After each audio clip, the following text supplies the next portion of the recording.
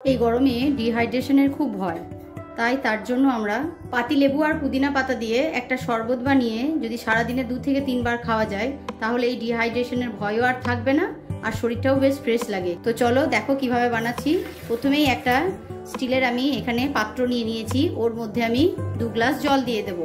এবার দিয়ে দেবো পরিমাণ মতো চিনি, পরিমাণ মতো লবণ, দিয়ে দেবো কয়েকটা কুচানো পুদিনা পাতা, দিয়ে দেবো পাতিলেবুর রস, আর একটা পাতিলেবুকে আমি এইভাবে কেটে নিয়েছি, এই খোসা সদ্য এটা এর মধ্যে দিয়ে দেবো।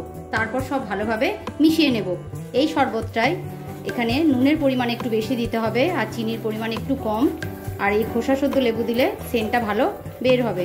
দেখো এটা ভালোভাবে মেশানো হয়ে গেছে। এবার এটা ভালোভাবে ছেঁকে গ্লাসে ঢেলে নেব। তার মধ্যে দিয়ে দেবো কয়েকটা বরফের টুকরো।